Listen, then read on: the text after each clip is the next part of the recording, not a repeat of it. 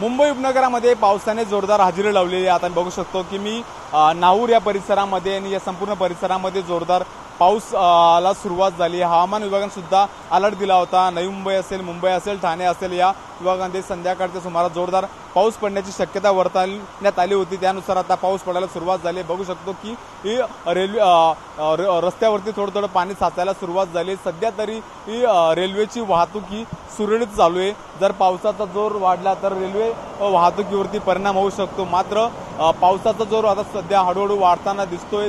हवामान खात्याने इशारा दिला आहे की विजांच्या कडकडासह जोरदार पावसाची शक्यता वर्तवण्यात आली आणि संपूर्ण परिसरामध्ये जोरदार पावसाला सुरुवात झाली।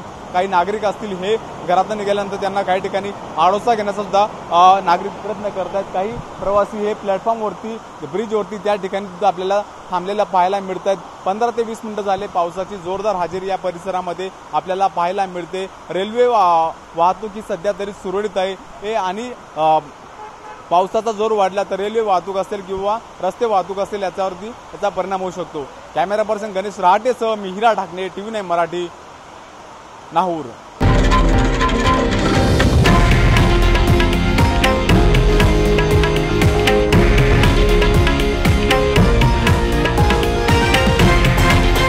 हे आहे देशातील नंबर 1 न्यूज नेटवर्क आणि आपण पाहत आहात TV9 मराठी, एकमेव।